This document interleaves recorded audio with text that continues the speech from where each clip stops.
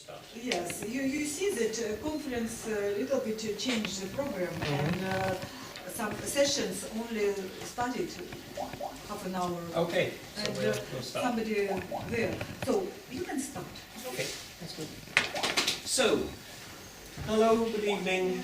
How many of you were present this morning?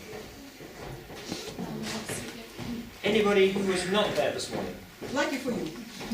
You weren't there this morning? No, I wasn't. No? Anybody else? You weren't there this morning? Not at all? So you haven't seen me before? This is the first time you've seen me? Yeah. Okay. So, for those of you who were there this morning, I'm going to upset you to start with, because I'm going to repeat some of the things I said this morning to start this off. First of all, a question for you. Styles of decision making. At one end of the spectrum we have analytic styles of decision making, very structured. We set things out, we build decision trees, we look at probabilities. At the other extreme we have naturalistic decision making, which would be... Yes? Did you think about it? No. How many of you thought you would catch it? I want to survive. You want to survive, yes. This is naturalistic decision making. We ride a bicycle, we open a door. Most of us shave when we wake up in the morning. We don't really think about it. Although we do think about it. We say, well, today I don't need to. It's the weekend. I'm not working. I'm not on public display. So we do make choices. But when we come to the workplace, when we're working in groups and teams in the workplace, where on this spectrum between naturalistic and analytic do we tend to operate? Analytic? You're saying over here? Yes. Anybody else? It depends. Depends? Depends of character of person, characteristics, maybe type of MBTI, for example, sensor or intuitive works in different ways. Yeah. For example, for sensors, they necessary to have all information before decision. Yeah. But intuitive enough to point, okay, I got it. Right. I catch the meaning. How many of you would say that the tendency in the workplace is towards analytic? You would, yes? In the world? No. In the workplace, at work. Yes. I want. I think that's I would agree with you, that in the workplace, when we come to make decisions, particularly when they're not personal decisions, like should I take my lunch break now, but when they are decisions about what we should do in our work team next, which program should we run, which product should we make, how should we conduct our marketing campaign, we tend to work at the analytic end of the spectrum. What are the problems associated with analytic approaches to decision making? What's the negative side of analytic approaches to decision making? Because of a lot of information around and so small time for decision, to make a decision. It's it's demanding for time. Demanding for time, that's the primary problem. This is instinctive, it doesn't cost a lot of cognitive effort, and it's very rapid. In the workplace, an analytic approach to decision making costs time, assembling information, sharing information, judging information, evaluating information, making choices takes time. Why might an employee or a group tend towards a heavy analytic approach in the workplace? What are you concerned with in the workplace? About future development. Your future development? Your company. company development, yes. What is uppermost in your mind about your job? The company, they can afraid of mistakes. Afraid of mistakes. I think that if we look at decision processes in departments within companies, we see fear as a driver towards analysis. If I can produce enough evidence to show I've done enough work, to show that I've explored things, even if it goes wrong, I am protected. So there is a tendency in decision-making in organisations to go way out on this spectrum. And that, of course, makes it inefficient, makes it very time-consuming, very costly, and doesn't necessarily produce a better result. Another feature of this is, of course, that extreme models, extreme economic models of decision-making, such as cost-benefit analysis, can constrain the decision space and can artificially force a decision in one direction or another. So we have some significant challenges when we come to decision-making in the workplace. I thought of asking you another question about which lecture did you want tonight? Because I can do lots of different lectures for you. Okay, please ask. But let me ask that question. Just I'll put it to you. Which lecture do you want tonight? We have choice. You have a choice. It's very interesting about natural. If a choice between. There's not a choice. Well, this is interesting because you're now searching for information, and that was the point of my question: is that how do you make a choice in the absence of information? Okay, I see. You ask for information. You seek out information. The reason why. Come and join us, please. The reason for me posing that question was this afternoon I had a crisis of confidence, which is, what am I going to talk to these people about tonight? What are they interested in? I'm a well-trained monkey in that I can perform, and I can perform a number of tricks. And I could present the lecture that I had prepared, but I think I'm going to present a different one. So I'm going to change tack. I'm not going to repeat stuff I said this morning. I'm going to take a different direction with this and see if I can excite you and interest you a little bit more. So I won't talk about my background anymore. I'll just see if I can find the alternative presentation, which is this one, and see if that will stimulate you a little bit. It's the same topic. It's decision-making groups and teams. It's going to cover the same ground, but I'm going to take you in a slightly different direction.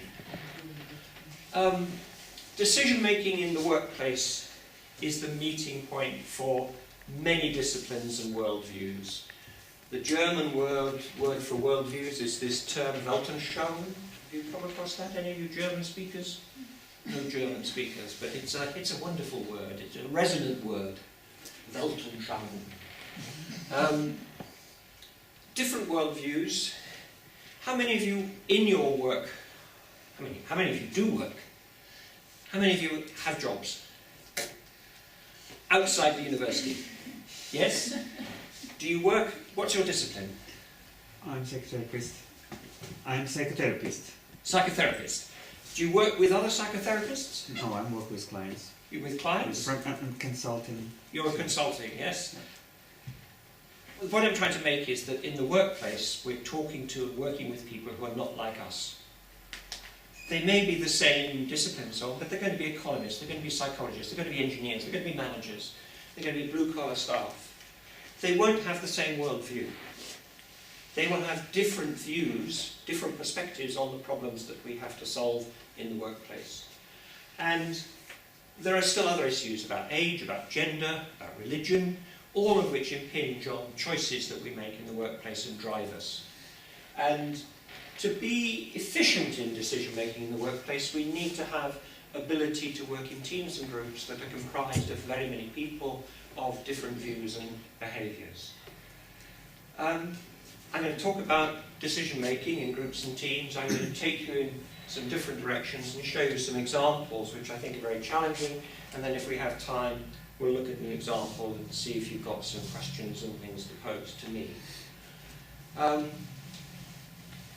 What I find quite interesting about this is that decision-making isn't a property of the human being. All animals make decisions for themselves.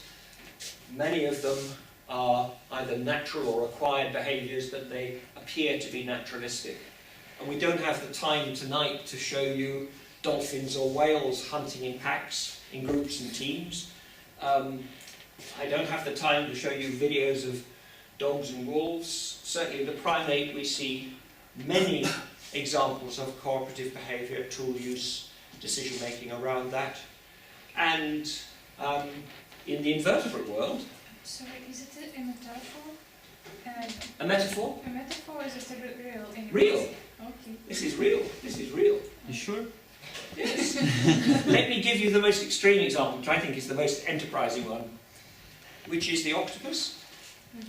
Осьминог. Yes, many arms, yes, you know what I mean by an octopus. The research laboratory. One tank here with the octopi. Over here another tank with the crabs. The octopus has never met the crab. The crab has never met the octopus. At night, the researcher goes out of the door, locks the door, turns the light out, comes back in the morning. The octopi are in this tank. In this tank, there are no crabs. What has happened? There's some kind of decision-making process and behaviour happening there, which to us is extraordinary. That the octopi has a level of cognition which triggers behaviour to climb out of the tank, go across and climb into the other tank, eat the crabs and go back to his proper home. There is some very complex reasoning cognition process which we wouldn't normally describe as decision making, but to my mind that's decision making, that's choices. Free will even. Do I stay in my tank overnight and go hungry, or wait to be fed in the morning, or do I feed myself something that's a bit more interesting? Of course, there is the other possibility that the octopus routinely climbs out of the lab at night, out of the tank, and explores the whole laboratory to see if there's something interesting there. But this seems to be much more directed behaviour in terms of choices. So this business of decision-making is not unique to the human species, but more importantly, team-based decision-making, collective decision-making is not unique to the human species. I would argue that this challenge of decision-making is pervasive. We find very directive styles in the military, command and control. I decide, you do. But what is interesting to me is that even that breaks down if we look at the commando group in the army or in guerrilla warfare. It's small groups making joint decisions about activities. And the groups may be formal or informal, they may be hierarchical, they may be flat in terms of their structure, and all sorts of distortions can happen when people exploit rank or power and position and sublimate that power in order to engage in work and collectively solve problems. Any of you admit to distorting a decision-making process to reach your own ends in the workplace? Have you ever sat in a group, made a choice and shifted things in your favour, exploited either your position power, your knowledge base? You're looking puzzled. You're all wonderful people, you'd never do that. I did it. You've done it, you recognise this. Yeah? Will you tell us a story? I think that everyone can tell such a story because depending on the situation, we have more knowledge in some particular situation than other people, or we have an authority and they simply agree to you. And it's quite natural for people in order to satisfy the desire to belong to a group and to have good terms, to accept this situation. I think that's okay. That's our nature. But it means that it doesn't necessarily mean that all the information available to the group has been brought to bear on the decision problem. Yes, of course. So it can distort the outcome, and I'm not sure that that's good group or team behaviour. But it happens. But it does happen. Yes. And it's not necessarily the best outcome for the organisation if you follow that route. So it tends to be analytic, not naturalistic. One of the challenges that I think within teams is that it depends on everybody managing themselves. In the example you have just given us, you would have had to exercise restraint and to be aware of your own knowledge base or position power to say, hang on, this is inappropriate behaviour under these circumstances. And this little model shows you some of the possibilities when you feel blocked or angry or panicky in decision situations. It's very easy for a group to exclude people from contributing to making a decision in the workplace. And this question of negative reaction, of panic, of anger, of feeling rejected by a group needs to be reflected on, to learn from, to think about new behaviours, to try to re-engage, to do something differently, to act differently, and hopefully create a positive performance and engagement with the group. And to my mind, that's one of the reasons why we need to consider what I call facilitation skills in terms of managing group decision making. Are you familiar with the concept of the role of a facilitator in groups? Not at all. Not at all. The term facilitator really means someone who will help to enable a group or team to do things. So it's a form of leadership, but it is leadership from behind, it is enabling, therefore it's using skills and knowledge about group behaviour, an understanding of group behaviour to effect the decision-making process.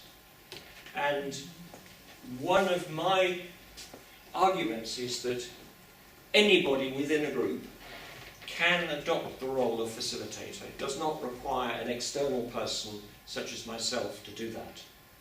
And one of the behaviours that I like to see in high-performing teams, and there's quite a big literature on high-performing teams, is that people are flexible or plastic in their roles, and they will recognise intuitively when a group or team is facing difficulties, and they will adopt a facilitating role, engaging with the group to say, we have a problem here, we're blocked, why are we blocked? Joe, we haven't heard from you in the conversation for some time, can we bring you in? What are you thinking about? And when we do workshops, we demonstrate these sorts of behaviours, because one of the things I'm keen to do is to make sure that groups and teams are equipped to manage themselves. And this is what we call facilitation of decision making. And we'll come to some examples in a little while. What we're talking about here is the ability of the facilitator to detach themselves from the situation and the content of the decision problem. So at that point, they're not thinking about where is the best place for us to relocate our office in Moscow. They're thinking about what have Joe, Anna, George and Bill got to contribute to a discussion about where we should relocate the office in Moscow. And it's the social anthropologist, if you like. It's you looking down, observing the behaviour of the group and thinking, what can I do to draw in and engage people in this process? So it's listening, it's objective, it starts with you, and it starts with a behaviour that is very familiar to most practicing psychologists, which is that we call active listening. The ability to really listen to what someone is saying, to read their behaviours, to understand the implications of the tone and the behaviours that go with it. So this is a style of activity, it's a style of conduct that will change. Russell Ackoff, one of the early systems theorists, always asserted that problems don't exist in isolation. The problems in organisations are surrounded by other problems in space and time, and the context of a problem is something that we need to understand. So, in our team situation, let's imagine we're still staying with our let's imagine we're a little design company, a little web design company here in Moscow. We're quite successful, but we need to relocate to find new offices. Let's take that as a hypothetical example. And what's the context of that? Other web design companies, it's our budget, It's the rents, it's travel distances. Where do our staff live? Can we work and live close together? So the context of that is important. So there are components of that decision problem. And this is another model that I use a lot, which is talking about the time frames of decision problems. Now, you'll notice here that the organisation is represented by a very, very conventional, boring, hierarchical triangle. But I'm not really drawing attention to the hierarchy implied in the triangle. I'm really trying to draw attention to the timescales implied in the decision-making cycles that go with different types of decisions in organisations. Come and join us, please do. She's very welcome, isn't she? At the top level, we have decision cycles which have an impact lasting months and years, but equally can take several months or a year to decide on whether to buy another company, whether to open new production in a new country, whether to work in a new market.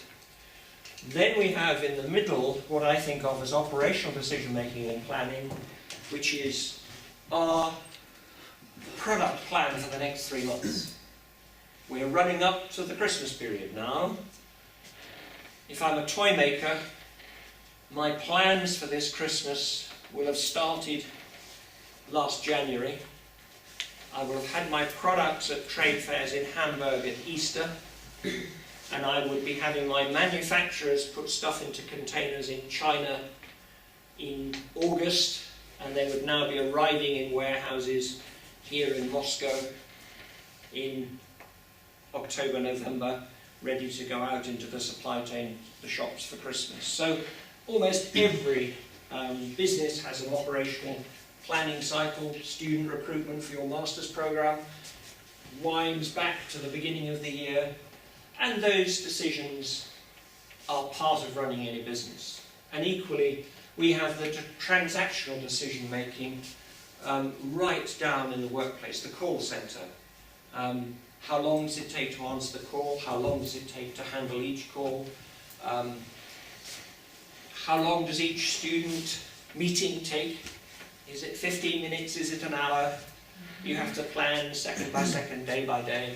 These are very different sorts of decisions, but there's an interaction between these. And in my work, what I'm trying to do, although I frequently start working at this level, almost always I find myself drawn down in the organisation to look at performance and teams at different levels.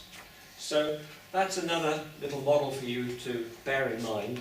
There's quite an interesting debate that's happening in management circles at the moment, which is about the inverted triangle. And that is saying that the triangle is the wrong way up. And that this part of the triangle at the bottom, which is customer facing, is the primary function of the business, and everything else is a support function. And there are some businesses, retail businesses and others, which are now being run along those lines because they believe that you get better performance out of the business if you adopt a different model, which says this is the key to the operation and everything else is a support function. Whereas in the conventional organisation, these people report to these people who report to these people who report to their bankers and shareholders. So that's another little thing to bear in mind about the model of the organisation and styles of decision making and what it's really for. Have you read any of the work of Raskolnikov? Yes. Anybody familiar with his work? He was a very, a productive author and management scientist based at the University of Pennsylvania in the business school there. And one of his contributions to this discussion about problem solving and decision making in organizations was this very simple model between what he called messes, which we think of as severe, complex, Rittel described them as wicked problems. They have a perverse nature to them, and bounded problems which he sees as difficulties.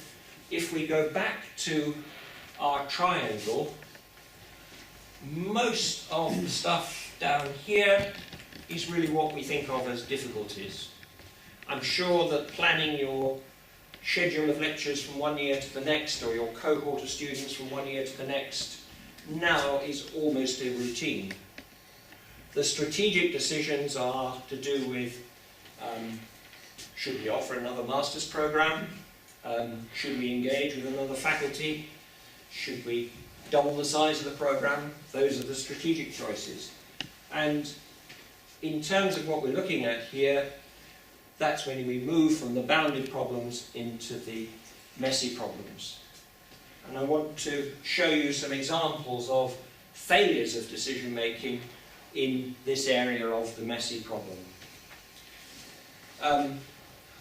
There are some complex and chaotic decision settings. You will all have seen the movies about the Apollo program. Houston, we have a problem. Disasters and emergencies. Have you watched the videos of the Costa Concordia? Riots, civil wars, mergers, acquisitions, escalating industrial relations problems, product faults and defects. These are the really challenging ones. I mean, this is an interesting one. The court case is happening now. They've refloated the ship, but there was, what, 39 deaths, I think, arising from it, something like that. But how did it happen? The decision-making on board ship is supposed to be very clear-cut. There are very clear safety rules. Somewhere, the decision-making went wrong, and the court cases now, to sort it out, are looking for that. And there's a very big area in here of decision-making research, which is called the human factors side of decision-making, of looking at decision-making failures and the causes of them. And there are 3 or 4 principal areas. One is in aviation, where decision-making is really important, and performance of teams in decision-making is important. The other one is in hospitals, medical teams.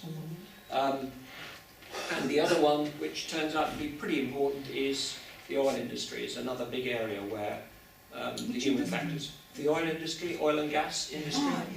And the final one is in fire safety. How do emergency fire crews operate under those very extreme conditions? And if you're interested in those examples, there's some good literature, but it is the, let me give you an example of the kind of decision that we're talking about, which, funny enough, is sort of over here rather than over here. Under those emergency situations, there is simply not time to do a complex analysis of, should I send the firemen in with or without breathing apparatus? Is the time to get into the building before the roof collapses or the floor collapses? And there are some wonderful examples of fire chiefs saying to their crews on their radios, get out of the building now. And the crew come out of the building, and seconds later it collapses. How did he make that decision? Experience, judgment, gut feeling. Gut feelings, yes, you've read the book. All of this stuff over here, but actually it's an accumulation of this material being incorporated into this speedy decision-making and rationalization and action. So this Costa Concordia is another example. This one is a classic. We've done this, there's a few papers starting to come out now looking at this, and we did a timeline exercise with the students in the LSE on this one. And it is an extremely complex situation, because the decisions that were made that resulted in the blowout in the Gulf of Mexico can be traced back, in some cases, 3 or 4 years to the establishment of safety and technical standards in the oil industry. And then as you roll forwards in time to the weeks and months before the accident happened, to disputes between engineers and subcontractors in formal meetings about how to interpret those safety standards and what was adequate and what would not be adequate under these circumstances.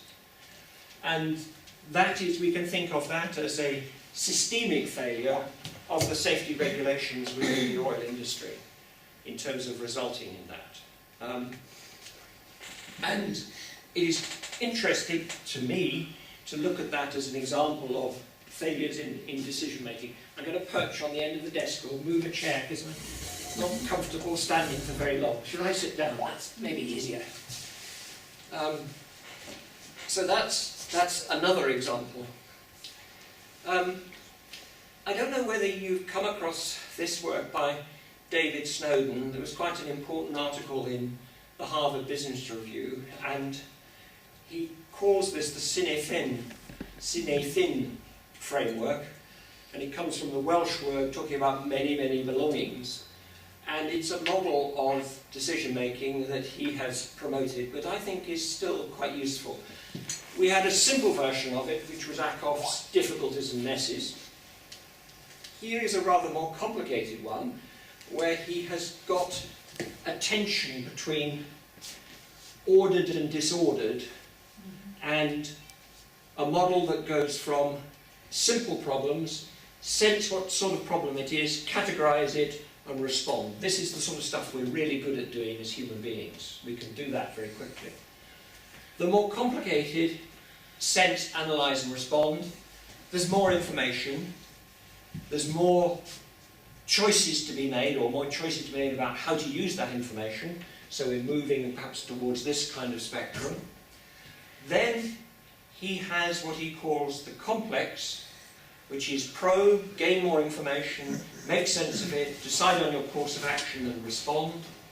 And then at this extreme, you've got what he calls the chaotic decision scenario, where no matter how much information you have, you're not going to get it right. So you can go to this extreme of the spectrum, and you're going to get it wrong. And what he does is he argues that the good response there is to act first, to cause things to happen, to generate information which creates a feedback loop. And we're into a systems model here, a feedback loop. You interpret that information, which is the sense, and then you modify your response. And if we go back to this example, this was quite clearly at the chaotic end of Snowden's framework. It wasn't complicated, it was a chaotic situation, and if you think about the time that it took to resolve that problem, it was all to do with the time to act and gain more information in order to respond to it, because the conventional solutions for knocking out a blowout were not available to them at the time. They had a safety valve to drop in place, but when they tried to put it in place, it didn't work. And it took them several weeks and months to build a new one. And at the same time, they had to drill beneath the Gulf of Mexico to intercept the damaged well core to get to it. And what do you think about the type of this mistake? How you can... This mistake, to me, is the problem is here, and where are we going to? I'm trying to go forwards again to the Sine model. Yeah. It's quite clearly it was this chaotic one in terms of the classification of the mistakes. I think it was a mistake that had its origins in the tension between the costs of safety measures in the oil industry and the pressures in the oil industry to move quickly. There is a precursor in the Western literature to the horizon blowout, which is something we call the Piper Alpha disaster. Do you remember an oil rig in the North Sea caught fire 20 odd years ago? You're too young. No, you don't remember. I think about 70 people died. A production oil well caught fire in the North Sea, and none of the safety regimes worked and men died. And as a result of that, new safety regulations were introduced into the oil industry. To give you an example, this was pre-computer aided design days, so there were no drawings on shore of the rig itself. So even if the safety crews wanted to know where men might be in safe areas on the rig, they had no way of knowing, because there was no information on shore. Now there is mandatory requirements for that information to be kept in the safety and the emergency crew areas and the CAD designs to be there. There are safety rules about lifeboats and evacuation drills. There are safety rules about sensors and controls on the rigs. And that was the last time there was a big revolution in safety for fires on oil rigs and oil wells. So that's 25 years elapsed between that and Deepwater Horizon blowout, and really there have not been any changes in the safety regimes to cope with the increased risk, the increased technical complexity, and the much greater use of many major subcontractors in these kind of situations. So the decision failure was a failure in part of the safety standards regime, partly the drive to make money, and partly a breakdown of communication between the different contractors and subcontractors running the operation. But British Petroleum, or BP as it is, ended up picking up the lion's share of the blame.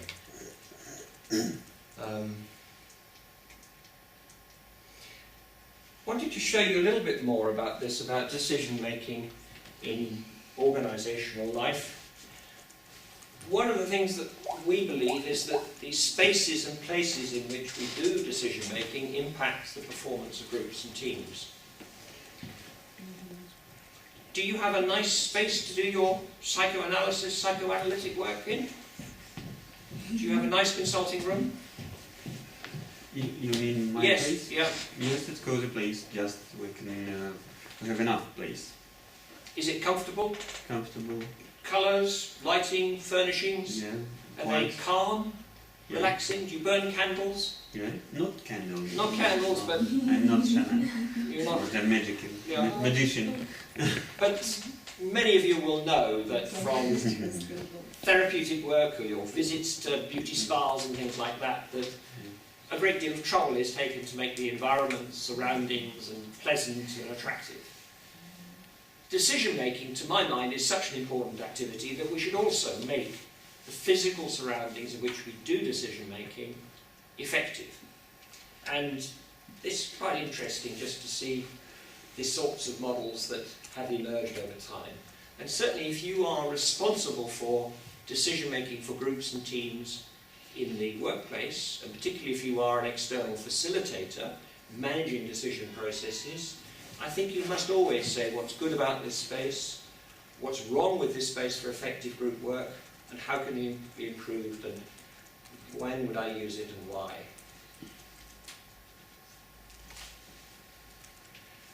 These are two examples. This is the environment in which clinical teams in an accident and emergency ward often have to work in a hospital. Anybody want to comment on that, in terms of what you can see in that picture at the top? For decision making, what's going on there? What can you see?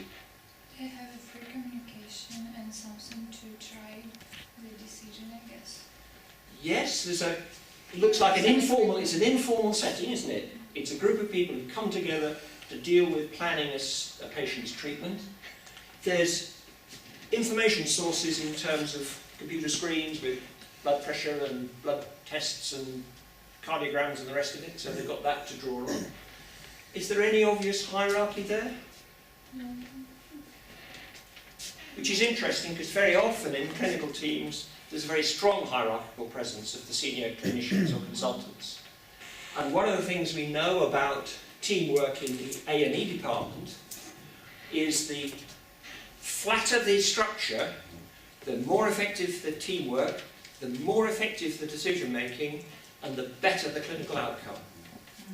So if you're a senior consultant wading into a situation because you've been called as an emergency to come and join them, the worst thing you can do is to invade the group and dominate the group, because actually they have better clinical information about the situation than you do. And if we look at the behaviour of senior clinicians in that circumstance, when they are called in, the good ones hold back, they listen to the discussion that's going on, they lend support to those who are promoting an intervention strategy that they fits in with their understanding and model, and they don't dominate and take over the situation. Because if you dominate and take over the situation, you'll frighten the nurses, you'll scare off the junior doctors, and they won't be able to support the patient. So it's quite interesting to see that a totally informal workplace can still be very effective and supportive. This is a hotel in the countryside in England that offers this room as its conference room for important groups of managers. What are the features of this space that you think might be good for decision making or bad for decision making? Bad. Why? Because it's too official and a big space and how to say obstacles between people. Yeah, And, there's a big table, a lot of space between them. it's obstacle.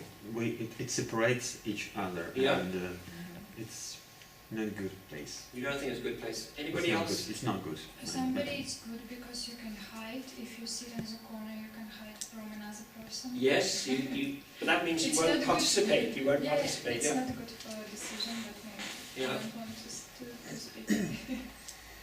I mean, I don't know how much it costs to furnish that room, but it's an expensive room, and it's supposed to be good for decision making. But what is on the wall? Is it windows or the pictures? white spaces is are it? windows, It's the windows, yeah. and the yellow spaces are flock wallpaper Ah. with lights. Oh. So there's nowhere to put charts or anything like that. Yeah. No. Like too many seats. Too many seats. Yeah. Too big, Yeah. big space. Yeah. I've used that, but we threw out the table. But where is it? It's Which in a- country? It's a fancy hotel in Gloucestershire in England. Yeah. Yeah. But when we used it, we looked at this and we said, No. no, get the porters here, take the tables out, put the chairs in a big circle, give us some flip charts, and we'll work there. And we worked there for 2 days to devise a strategy for a big company, big entertainment company that took us 2 days to make a decision to do something, which then took us 3 years to implement. But Do you use the same chairs? we used different chairs. I think they were smaller chairs. I think they were more of the, the folding, Yes. yeah, Yeah. which aren't too comfortable, Yeah. but comfortable enough. Yeah. Yeah. So we believe that the design of the space for decision making is really important. Yeah. Anybody recognise that? The bottom one? What? Obama. Yes. Anybody? Any other figures you recognise in there? Obama. Yes, Obama, you're fine. Anybody? Come on, this is a game. Someone else join in. Maybe Clinton. Yes, Hillary. Hillary's there. Yeah. No. What else is going on in that photograph? This is the White House. White House. This is the White House. This is decision making at the top. This is North America deciding the future of the world. Lots of people. What about the guys in the second row? Maybe safeguards. Are they security guards? No, they're not security guards. Anybody guess what they are? Secretary. They're secretaries and advisors with special information. So Okay. if you want some numbers, they're the people you turn to. But it's They use special equipment like television and yes, these are all screens around them. microphones and Yeah, I don't another know. chairs. Did you any of you see the video clips of the White House during the Al Qaeda operation? Yes, in some movies. It's a bit like this. But it's not equal roles in this. Yeah, it's very hierarchical because the boss is at the top. Interesting thing about the shape of tables. Early in my career, I worked in Mauritius, and the professor in the university was very conscious of the impact of hierarchy on team performance. And he designed the main boardroom table to be that shape. Where do you think he chose to sit? Right. You thought he sat there? Anybody suggest anywhere else? Here, Maybe in the middle. In the middle, yeah. He always sat there. For here, you mean here? No, in practice. In practice. Yeah. He always chose to sit there. Have you seen any photographs of the English cabinet at number 10? They have a long table, and the Prime Minister always sits in the middle at the side, which is a really interesting use of position power, because normally we would think of them sitting there to dominate it. I have an idea. I know about differences between Russian scholar Yes. and English people. I sent students there. Yeah. And for example, in English boarding school, for example, it's not very good strategy to be first. It's not competitive. Because people try to be in the middle in English school. You think it's a cultural thing, yes? And in the Russian, in China, we're trying to be the first because we have a special board for first people, Yeah. and we're competitive, more competitive. More and elitist, maybe more English elitist even. parliament or just cabinet is, and leader is in the middle, Yeah. not in the head. What I think is interesting is that if I sit there or there, I'm using my position power in a physical sense to dominate the meeting, and that tells me how you're going to behave. If I'm sitting there or there, I'm in a much more facilitative mode of wanting to listen to my advisors. I don't know, But the person who sits there won't be he a leader, no? Won't he dominate? it's a very interesting question. I would love to know who chooses to sit there or there. Because maybe not of his position professional, but personal characteristics. I have an example which will amuse you. When I worked at the Open University, we had a major committee room and faculty meetings, and the Vice-Chancellor always used to sit there, which I thought was good. And these ends were taken by professors who thought that academic board meetings were a waste of time but necessary. And they brought their papers with them for their ordinary work, and they would use the whole width of the desk to work on papers. And every now and then they'd stop working and they'd look up and they'd expect everybody to listen to them, to join in the conversation. So they were demonstrating behaviour which was contempt for the decision-making process on the one hand, but using this position to dominate the meeting on others. Let me give you the same example Yes. from a Russian company. I was advisor in the company, and in the room of director, he had a big room like this, maybe bigger, and he had a sofa, and here was the chair like this in one area, and in another area was a table like this. And he used this for ordinary something situations, like something ordinary.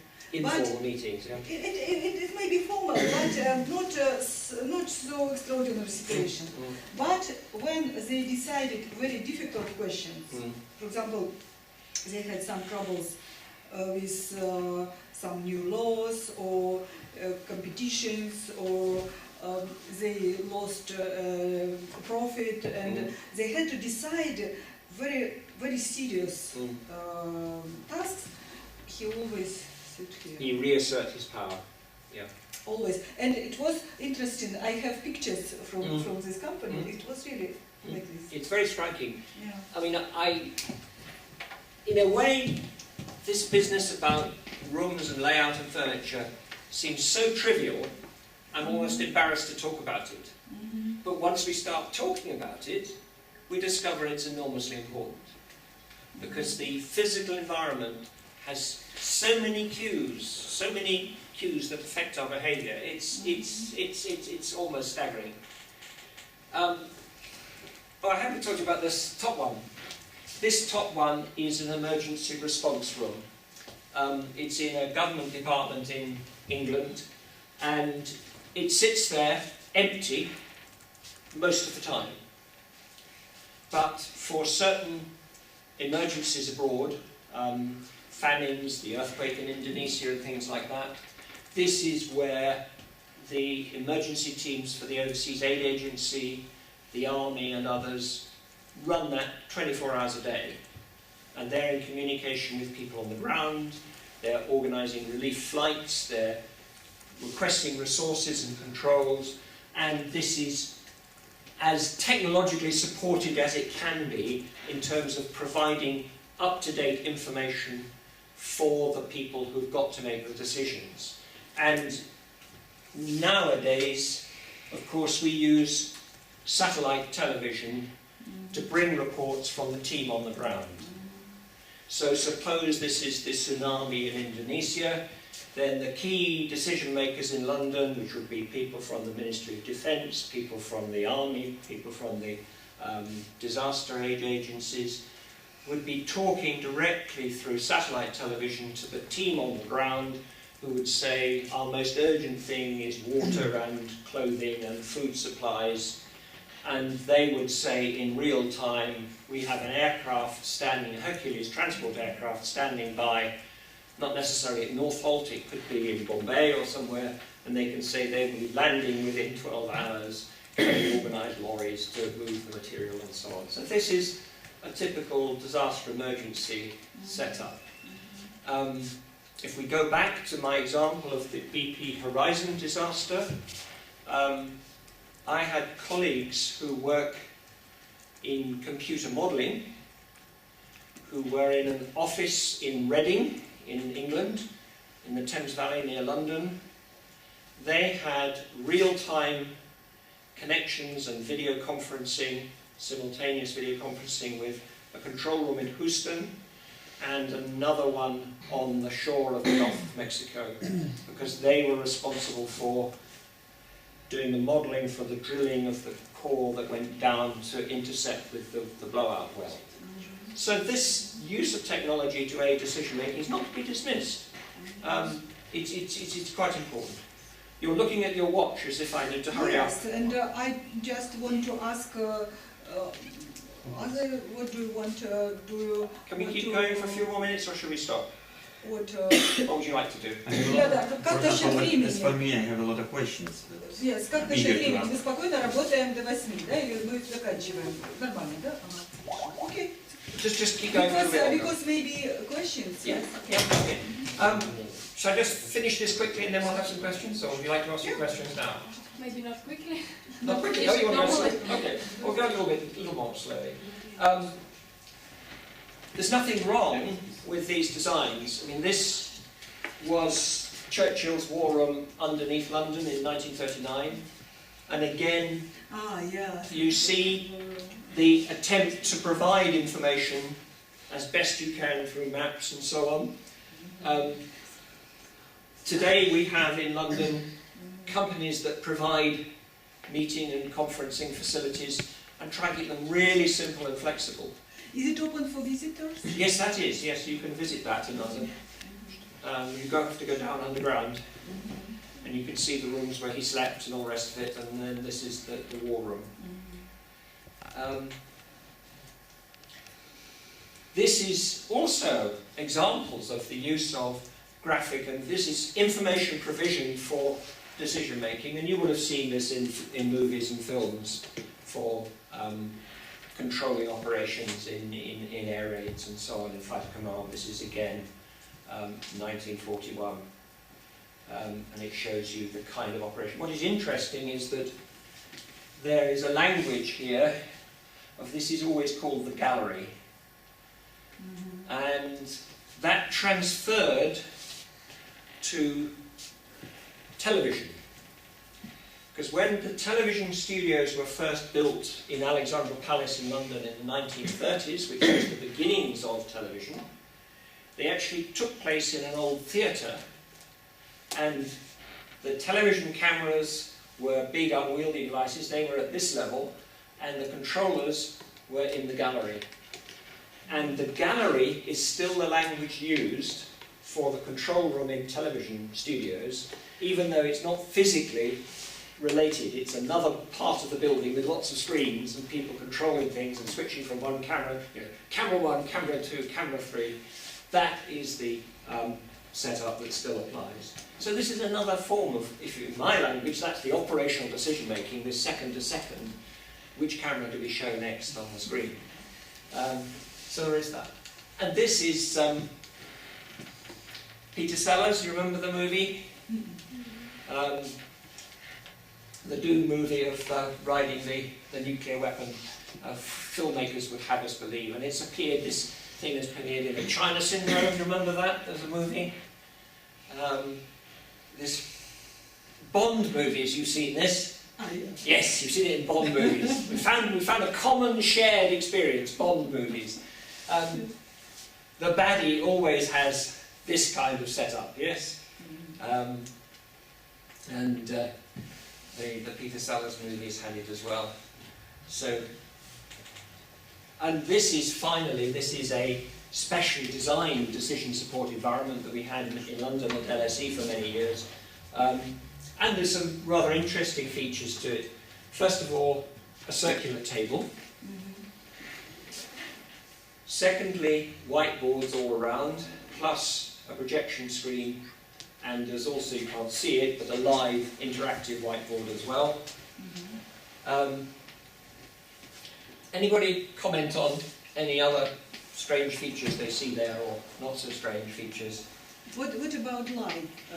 The lights are all controllable, so you can dim it, or you control the lighting, you can restrict the lighting so it's just on the boards, or you can focus the lighting so it's bright to keep people alert.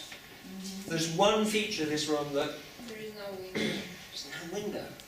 And it was designed not to have a window.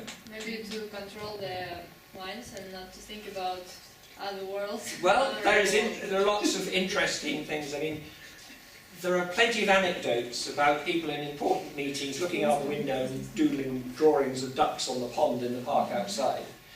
And this, in the 1980s, was regarded as a good model of a decision-making environment with no natural light, because you want people to concentrate on the job in hand. But in fact, it turned out to be counterproductive. Some people found this a very uncomfortable environment to be in. Why? It's circular, so they have no bearings, there's no natural light, so you can't tell the time of day, and some people even say it made them feel sick. You know, It's a very closed room. You have it's like air conditioned, it's beautiful, you've got lovely refreshments and things outside, but they found that they couldn't find the door if they stood up. Where do I go? How do I get out? And when they found they stepped outside, they had the equivalent of motion sickness. So it worked very well, and some companies reproduced this. But nowadays, if we were building a decision environment, we would make sure there's natural light. We still go for these octagonal shapes and these circular tables because it removes the power and so on. But who are these people? These people, well, I can show you, I can more or less explain who they are. Yeah. These are all people drawn from a company, here to spend 2 days in what we used to call a decision conference. The man standing up is somebody called Larry Phillips, who is the facilitator, and he has a model of facilitation that I don't use, but his is quite a controlling model of facilitation, in that, I mean, this takes us in a discussion in another direction, but he would insist that the material on the whiteboards is removed when you reach a certain stage. In other words, we can't go back in the process. We must go forwards, because he had a formal model for group decision making, which was a linear one, and we move through da-da-da-da-da. Whereas, well, you know this from my work, I always keep the complete history around people, because that is part of a comfort tool and part of a means of going back. If we reach a point where we can't move forwards because we reach an impasse, we need to be able to go back to find a point where we did agree and then move forwards again. So there's quite a lot about that, but this is decision conferencing, as we called it at the time, within the world of psychology, and there's quite a big literature about the design of those sorts of facilities and the use of them. Anyway, this is what we talk about. Some readings there. There's more to it than just spaces. We could go on and talk about methodologies and tools, but we're out of time, so let's just have some discussion. And can we ask you to use some methodology examples in seminar? Yes, Okay. we will do. Yeah. Yes. So, questions? May I ask you, can you give a definition what is a problem and what is the solving of problem? What is the decision and what is the problem? It's a good question, because what Russell Ackoff would say is that you don't solve problems, you manage messes. So you make an unacceptable situation tolerable, but you don't solve it in a finite sense of making it go away. I'm less pessimistic than that, because for me, a problem, if properly analysed, can be structured in a way that makes it possible to design a solution. What is most common, though, is that the problem presented by the client is not the real problem. And just as in clinical psychology or in medicine, the diagnostic process is to discover the underlying problem and to gain enough information to understand what the underlying problem is. Then the challenge is to get your client or client group to share that view, to permit you to work with them to solve the new problem that you've brought to the surface. Whereas their preconception is, we want you to come in and solve X. And it might be, oh, we need a new strategy for something. But actually when you uncover it, you discover that actually the total communications break down in the management team. And until we've solved that problem, we can't devise the new marketing strategy. So an example of a problem could be complete breakdown or breakdown of communication in a management team, which then means an analysis of the competencies of that management team, probably some quite difficult conversations both with the members of the management team and with the senior person, the chief executive or whatever, which might then mean actually Joe or Fred has to be fired or moved, and we have to bring forward somebody else to join the conversation who's got different sorts of skills. We may need to put in place a program to improve communication skills within the team, and we probably need to do that urgently, so it may need workshopping and so on, and quite uncomfortable conversations and trying to moderate and change people's styles of behaviour, and then when that's re-established, to move forward effectively.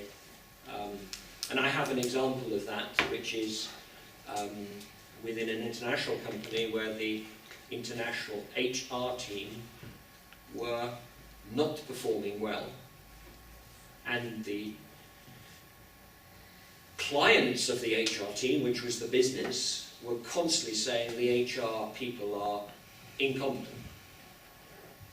And that was unfair, because they were not incompetent individually, but they were incompetent collectively, so their performance when it came to, I need to recruit a new person, HR, can you run a recruitment campaign for me? Or I've got this employee performance problem, can you help me assess these employees' performance? Then the collective answer was inadequate. So that particular situation involved working with the HR team to get them to manage themselves better before they could perform better and provide better services to the client groups. And that took about 18 months to turn that around. So lots of other examples, but does that help to understand the sort of situations I'm describing? And especially about trivial, non-trivial decision and trivial and non-trivial. Yes. Non-trivial, Yeah. sorry. And you talk about space so many, and I wait for the methodological, and we stop now, and I'm disappointed a little bit because the main thing for me was how you do it, and it's expression like you hide your professional secret and talk about not very important things. Cross with it because it sounds trivial, but it is important, and the methodology is equally important. And we could talk about that, and we talk about it afterwards. Maybe we can give some ideas about how you about the methods which you use with your clients when you work. I'm happy to do that, but we take a little bit longer to do it. If you want to, we can go on and talk about that in a minute. Yeah. Can I ask you about your answer about is there any preparatory stage for diagnosis of the team? Yes, there's an awful lot of preparatory work. This. Yeah, I mean we're going to jump onto that. So you make some diagnostics before. What I'm concerned with here is developments from the soft approaches where the people part dominate the problem, and the processes and tools that I use are really designed to address that. I do quite a lot of work with the different players in a decision problem to understand their perspectives on the problem. And that's typically by interviewing them on a one-to-one basis, a semi-structured interview, for gathering information. This is the most simple representation of the change management process that I use, and this is the most important stage. I would tend to argue that there's probably a kind of 2-to-1 or 3-to-1 ratio in terms of the value of the investment in diagnostic work. Too often, when you're recruited to help with a decision problem, there is an enormous imperative to action. We must do something quickly. And that's typically because the organisation has struggled with this problem for months and eventually realised they need external resources and support.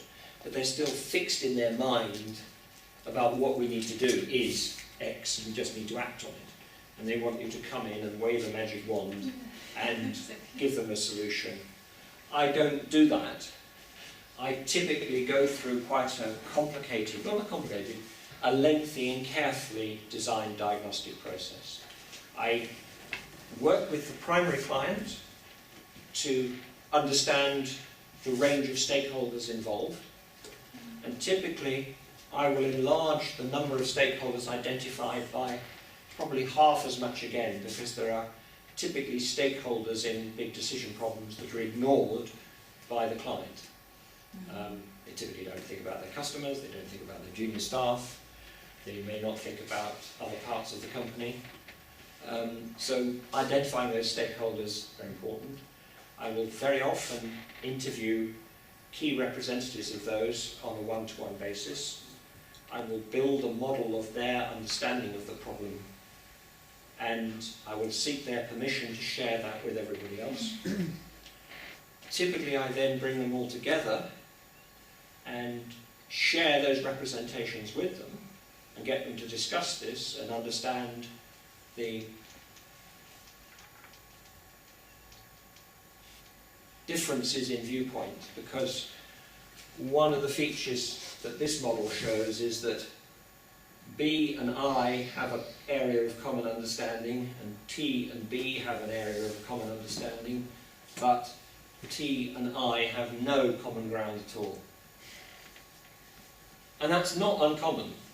And if you think about a multiplayer situation with maybe half a dozen key stakeholders, where's the common ground or area of agreement about their understanding of the problem, other than we have a problem? So typically what we end up doing is using the diagnostic phase to build a new shared model or representation of the problem. And from that, to identify different strategies for action or intervention. And from those different possibilities, choose the one that we want to act on first. And typically, the criteria for choosing that first step is, will it begin to ameliorate the bigger problem? Will it lead in a logical way to further steps which will act on other parts of the problem? And most importantly, will it make the situation worse in the first instance or not?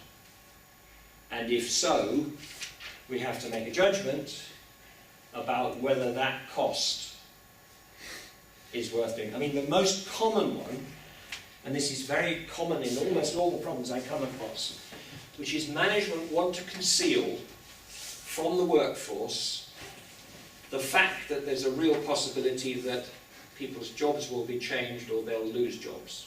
So they want to lie. And my discussion with them is about, let's be honest about this, you're lying to your workforce if you're not disclosing that one of the objectives of restructuring is to save the company money, and saving the company money means eliminating jobs. And that form of dishonesty by management, they justify because they say, oh, it'll upset people. It'll get the unions upset. It'll make my job more difficult. Surely we don't have to tell them this till the last minute. My answer to that is, that's a level of dishonesty that my ethical framework won't support. I believe that if you have honest communications with your staff, they will understand the rationale of it.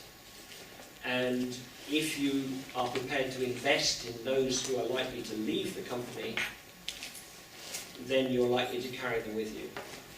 And I've got a number of examples of that where companies that have invested in redundancy programs in terms of retraining or helping with job search and so on, that level of restructuring and problem solving. So what I tend to say in those situations is that when we come to the design, in this case, when it's a restructuring, we design a new structure for the company, and we design an exit plan for those who are not going to stay with us in the company, which may be redundancy packages, retraining, but it has to be an overt plan with money spent on it and carried forward by the company.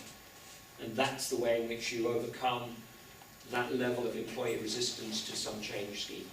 And that's a very common phenomenon. Please describe everybody, what do you mean we decide? Who decide? You? Your company? Your No, the client. The client. The client. But can you give us example from your real job, like number of the project, briefly, or for example, one. Some years ago, on the South Wales coast in England, we have in the United Kingdom, we have England and Wales. On the south coast of Wales is an industrial area that originally had coal mining, or tin mining, coal mining, and steel mining, and steel making. Those industries were sunset industries 30 years ago, and so there was very high unemployment, absence of skill levels for anything other than mining and steel making, and there was a program of industrial investment to encourage companies to relocate there. And we ended up with Sony making televisions, Ford making engines, British Aerospace servicing aero engines, Borg-Warner making gearboxes there. I did a study on change in that area 10 years after this, and the company making gearboxes, Borg-Warner, was facing serious problems worldwide because the technology that they were using in their gearboxes was being outpaced by other manufacturers. And for car nuts amongst you, the old American automatic transmission was based around a 3-speed gearbox. ZF in Germany, I think you can now get a 6 or an 8-speed automatic gearbox. which is much more efficient. Borg Warner didn't have a design to replace that, so companies like Jaguar, Saab, BMW and all the others were moving away from the Borg Warner gearbox. That plant had a further problem, which was English management and Welsh workforce. See, there's a cultural divide there of the workforce made up of retrained miners and steel workers who are now running a factory making gearboxes, with an English superimposed or regarded as superimposed, arrogant, culturally different, insensitive workforce. And they were really lucky because the English management rotated, an Australian plant manager came in, and the head of HR was a Welshman, and they decided between them that they had to operate a new strategy to run a downsizing program of the plant. And that was that they had to be completely honest about the prospects for the company. Unless we change, our American owners in Chicago will close us down. They devised not just a program for restructuring the company, but a communications program for the workforce right the way through this 2-year program, which was the Australian general manager, plus the HR director, plus the union representatives meeting the total workforce twice a month. They were running a shift system, so they had to do early morning meetings and late night meetings. And the meetings consisted of them standing up and saying, this is the state of the order book, this is what America have told us, this is what we have to do next. And through that program, they were able to close down half the factory. They were able to avoid redundancies by putting people onto short-time working. Rather than cutting jobs, they shared jobs. You follow what I mean?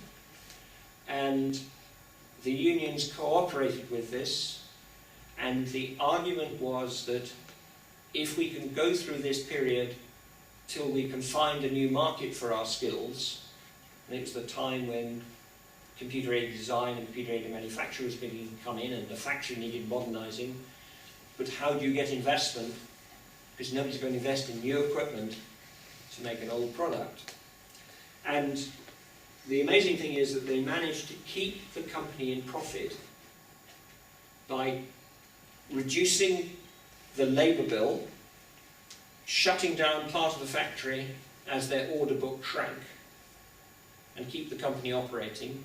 And then, after a 2-year period, and I'm not sure why this happened, but Chicago gave them the worldwide contract to manufacture their marine gearboxes for fishing boats and ships and things around the world. So the company changed from making gearboxes for cars to making gearboxes for ships, and it carried on manufacturing up until a few years ago. So it gained itself another 15 years of life into a new product cycle. Now, I don't think they could have achieved that if they had not accepted the fact that the change would involve downsizing and would involve laying off staff, and they had to come up with a plan, and the plan they worked out was not to lay off staff but to go short-time working. And the argument that the unions used when they were talking to the workforce to support this is that it's quite an interesting one, it's a very family-centred one, is if we can keep this factory open for another 2-3 years, another generation of 13, 14-year-old school children will have families that are intact, that will be able to then leave school and join the workforce. So it wasn't about jobs for me or jobs for you, it's about the community and keeping the community viable. And in fact, if you can see that strategy in terms of that workforce, we're talking about a workforce of about 700 people, which is 700 families, so it's probably about 3,000 or 4,000 people, to keep that wage flowing into that local economy. That was a successful example. And that's the level of honesty that I'm talking about. The other extreme is what I call black bag redundancy, which we see and have seen in the financial services sector, where first thing you know about losing your job is when you see your manager walking towards you with a man from security, and it's usually a man from security walking behind him, carrying a black rubbish bag. And basically, the manager stands in front of you and says you're fired. The security man says you've got 10 minutes to clear your personal possessions from your desk and put them in this, and then you're escorted to the door, and 20 minutes later you're out of the building. You're normally given the address of a recruitment agency and told about your redundancy terms. Say, human resources will be in touch with you about your redundancy terms.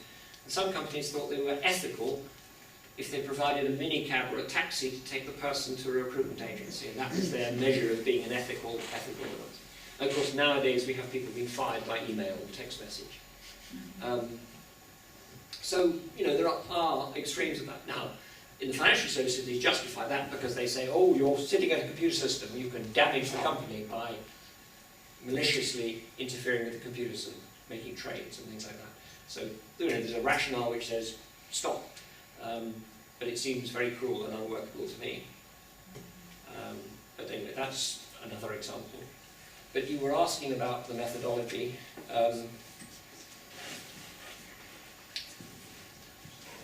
If we think about description as being important, in my world, delivery often takes a long time. I'm talking about changes and transitions that will maybe take 2 years to build and roll out across a company worldwide. In one case, 4 years from implementation of decision made. Of the decision that is made.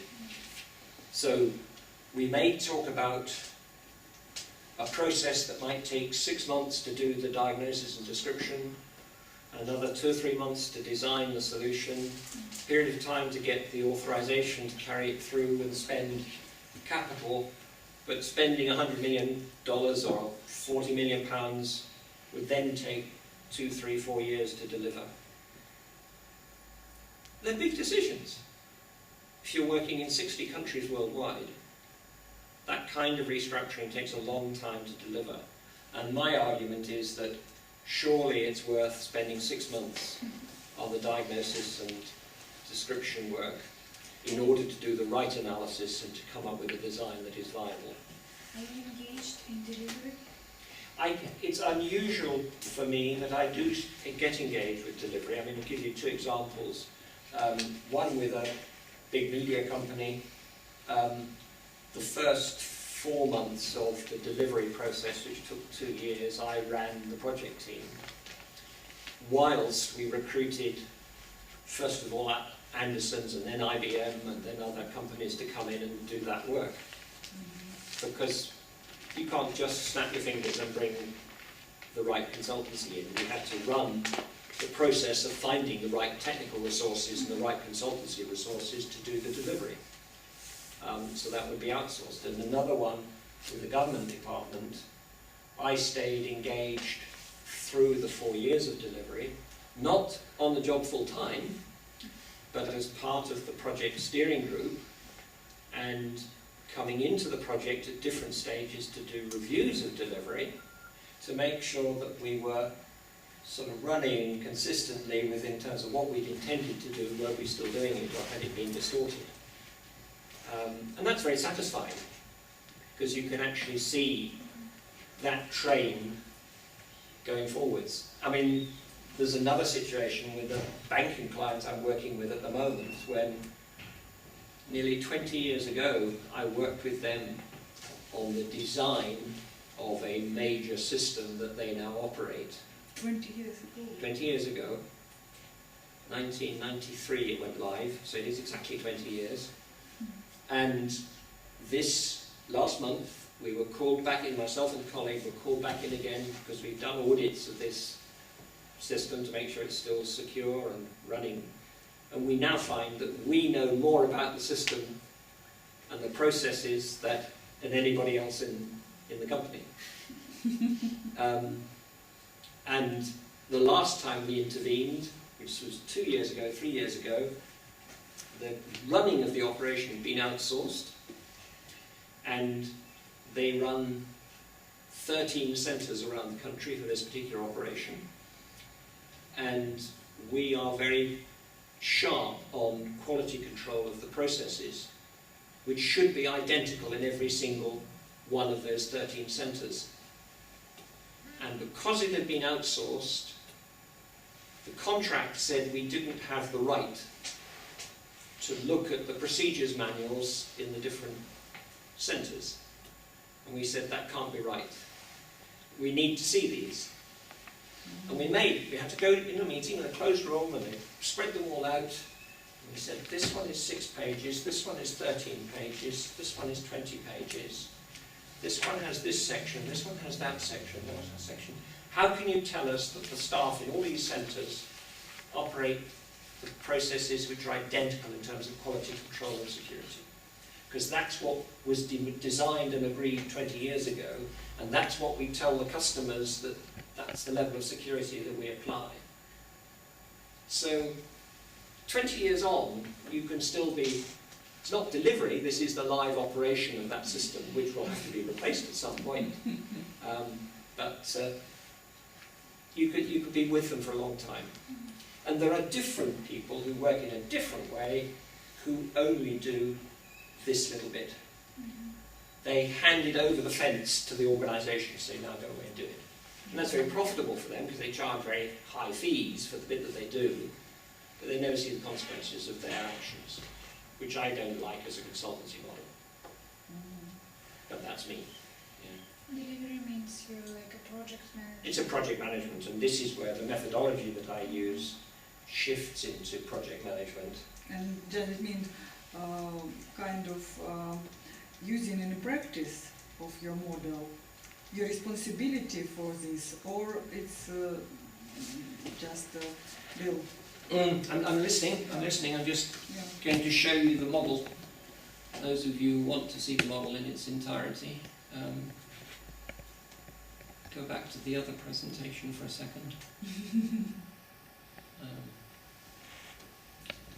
I'm keeping you from your party, this is terrible. This is what I was told not to do.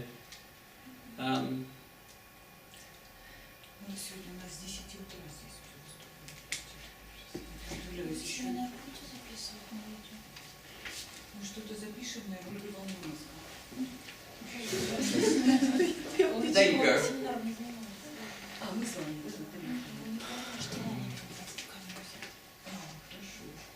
Ну там у нас практика будет, там же Сейчас, там на семинаре уже, сейчас уже. Я вообще уже, я думала, он час отработает и все, потому что в 10 утра, я вообще уже беспокоюсь за его здоровье, честно говоря. Just We are just concerned, are you tired or... I'm alright, I'm fine. But this... And Bill, I'm sorry. We must stop. Let me Stop. Yeah. correct time. We have time. We have 10 minutes more. Maximum. Maximum. Okay, that's fine. This is an extended version of the linear model you saw before. The linear model is really unfortunate in the sense it doesn't really show the process properly. That is, you've got space on a page and there are 3 main phases. This is one attempt to show it in a different way. The red, if you like, is a traffic light metaphor. We're saying stop, think. The orange is for, are you going to go forwards, are you going to turn left, are you going to turn right? So it's about choices in terms of routes forward into the future.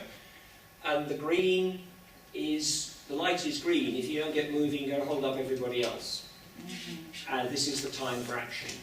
And your question about project management is that this is the project management phase.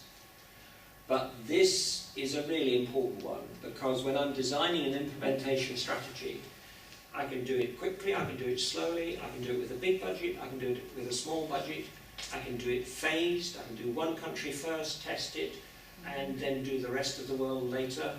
Or I can do an ambitious plan that says I do Australia this month, Hong Kong next month, India the month after, which is a higher risk, because if it goes wrong in Australia, I haven't built in time to revise it. But I have had a company that's done just that. They did Australia first, it didn't go very well. They did Hong Kong next, that went a bit better. They did India next, it went a bit better. And then they said to the client, we'll go back and do Australia again for free. And that's fine. But in the meantime, 6 months later, Australia had been struggling and complaining bitterly about the process. So the design of the implementation strategy is something that project managers very rarely get involved with. They're given a job, roll this out. And this is a space that I think is really important, because I'm interested in managing risk, managing cost, managing people at that stage. And there is a phrase that Peter Checkland uses in his soft system methodology, which is feasible and desirable changes. And I think those two adjectives are really important. Feasible and desirable. Is it technically feasible? Is it logistically feasible? Is it desirable in terms of the well-being of the company and the well-being of the staff? And can we do it? I mean, the big project in the government agencies I was talking about, where the rollout took 2 years, we had at one time 3 training teams operating in different parts of the world. And we used to bring them back for rest. Because you can't do 1 week in one city and another week in another city, indefinitely being away from family and all the rest of it. They get tired, they get jaded, they don't perform as well. So we had 3 teams working simultaneously around the world, and we would bring one back and put another one out in the field. That's the level of detail that you have to get down to if you're going to roll out big change programs at that sort of level. The other thing is the appetite for risk. There's a very nice phrase that is used in some organisations about appetite for risk. How much risk do you want? One of the other big projects I've worked on with a big media company, they had a very high appetite for risk. And as a result, we built a very big bespoke IT system that was the first of its kind and was rolled out worldwide and still gives that company competitive advantage 15 years later, because nobody's been able to replicate it. And that's good competitive advantage. In this case, it enabled the company to grow its turnover from $700 million per year to $1.5 billion per year. So that's worth having. And that cost them $40 million. It's worth having. Yeah? Anyway, that's the more elaborate model, and you can have these slides, but there are various activities that goes with them, and there are descriptions of this in the literature. But I should probably stop there. Yeah. Enough's enough. Yes. You've had enough of me, I'm sure. Someone come to close lock the building. Okay. Look, do you have maybe some questions which is very important for you? Okay, Dasha has a lot of questions, but she will ask you later. Okay, so I think we can say thank you very much to Bill, yes, for this very deep presentation, yes. He's always very serious about his cognitive basic of presentation. It's very important, and maybe you will use these models later. Maybe you will connect with him, or maybe you will use these books and information, and at least you know how important approach for development of decision-making process. It's really a hard job. Okay, thank you very much.